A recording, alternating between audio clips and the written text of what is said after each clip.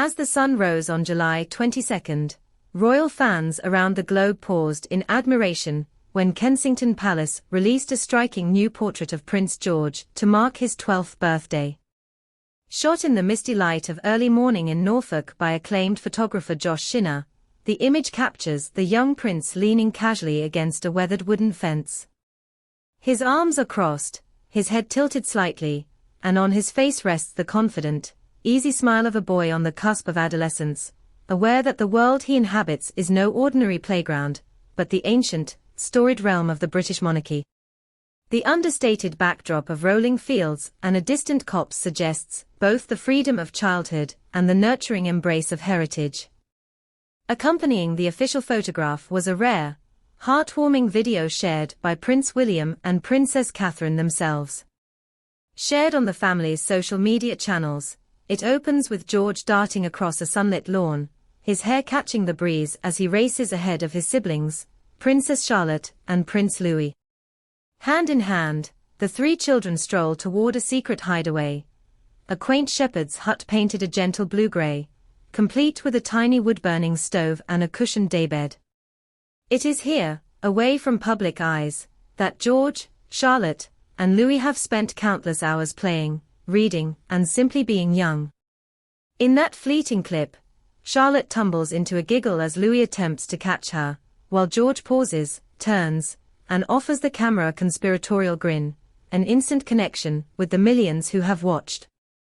But while the world celebrated the boys' shenanigans and the siblings' sister-brother camaraderie, another, quieter moment was unfolding behind the scenes, an intimate family exchange that spoke to timeless bonds of lineage and love.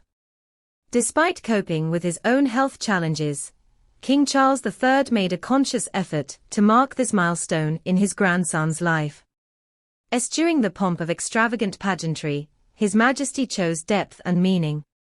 For Prince George's 12th birthday, the King presented him with a vintage Mont Blanc fountain pen from his personal collection, an elegant vessel once used by Charles himself, back when he was Prince of Wales, to inscribe treaties, sign charters, and endorse documents spanning decades of service.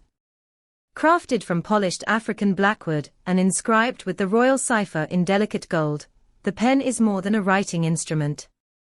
It is a symbol of duty, diplomacy, and tradition, a tangible heirloom quietly whispering to George that the weight of the crown, though heavy, can be borne with grace and purpose. This was not the first time the king had chosen to bestow extraordinary gifts upon his eldest grandson. Royal insiders fondly recall George's first birthday, in 2014, when Charles arranged for a bespoke Victorian-style shepherd's hut to be commissioned and installed at Highgrove House in Gloucestershire. Crafted by artisans from Dorset's renowned Plankbridge workshops and valued at some £18,000, the hut was conceived not merely as a play structure, but as a sanctuary, a miniature retreat where George could savor childhood adventures away from the formality of palace life. Adorned with flower garlands in spring and warmed by morning sunbeams through its bow window, the hut quickly became a treasured hideaway for all three royal siblings. To this day, guided tours of Highgrove Gardens include a courteous nod toward the hut's modest footprint, a gentle reminder that in the kingdom's vast splendor, the simplest spaces can hold the greatest magic. Yet the king's tributes extended far beyond playhouses and pens. In Balmoral's sweeping Highland estate, where curves of moorland meet fragrant pine forests, Charles planted a young sapling with a future in mind. Over the years, that sapling grew into a stately birch, surrounded by dozens of other native species in a grove aptly named Prince George's Wood. During an appearance on The One Show, King Charles himself described the project as an old man's obsession, noting how the once empty field transformed into a living cathedral of trees almost in tandem with George's early years. "The great thing was that I managed to plant it in the same year my eldest grandson was born," he explained. "So I thought I'd call it Prince George's Wood." In nurturing that woodland, Charles implanted more than roots and seedlings. He sown the seeds of legacy, stewardship of nature, and reverence for the land, values he hopes George will one day carry forward. As Prince George steps into his teenage years, he is no longer merely a young boy exploring palace gardens. He has begun to assume ceremonial duties that hint at his future responsibilities. In May 2023, George served as a page of honor during his grandfather's coronation, kneeling on the crimson steps of Westminster Abbey and offering the newly crowned sovereign his sword. A poignant tableau evoking centuries of tradition and the seamless passage from one generation to the next.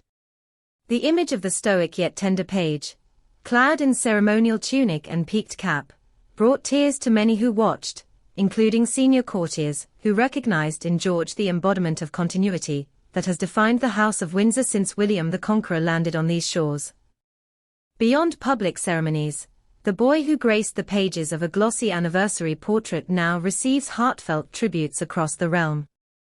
In Scots Gaelic, a clan chief in the Highlands raised a toast at a summer gathering, toasting and Teograi, the young king, while farmers in Yorkshire sent congratulatory bouquets to Clarence's house. Across social media, artists and amateurs alike posted fan art, poems, and digital mosaics celebrating George's 12th year, a groundswell of affection that underscored his growing place in the hearts of his future subjects. Yet despite the celebrations, everyone close to the royal family senses an undercurrent of poignancy. Catherine, Princess of Wales, herself emerged from recent health challenges with a combination of humility and resilience that only deepened her children's bond. She and William chose to share their private family video, not as a calculated public relations move, but as an authentic glimpse into their lives, a gentle assertion that, even amidst palace obligations and global headlines, the Wales family remains united by love, laughter, and everyday moments. In one frame, Catherine smooths George's hair as he contemplates the pen's fine nib, perhaps imagining the future letters he might write, diplomatic dispatches, letters to his grandchildren, or private reflections in a leather-bound journal. In another, William ruffles Louis's curls, prompting Charlotte, ever the observer, to giggle at her youngest brother's exuberance. As the afternoon sun waned on that historic birthday, Buckingham Palace grounds echoed with the low hum of gardeners trimming hedges, the distant chime of chapel bells, and the soft murmur of courtiers exchanging warm wishes.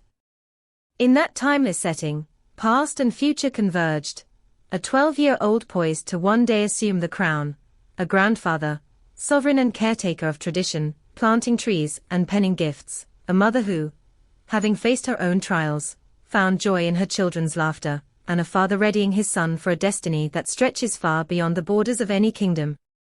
In the end, it is not the grandeur of palaces, or the glitter of crowns that truly define a dynasty.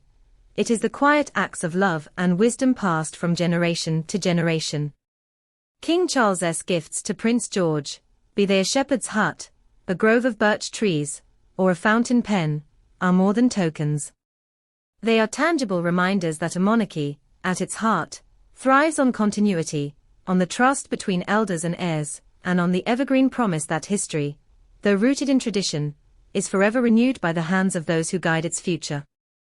And so, as the world celebrates Prince George's 12th year, we are left with a vision of tomorrow's king, confident, calm, and surrounded by family, nature, and the weight of legacy carried gently upon his shoulders. In his smile and his gaze, we glimpse the enduring story of a royal house that honors the past, lives fully in the present, and looks with hope toward the generations yet to come.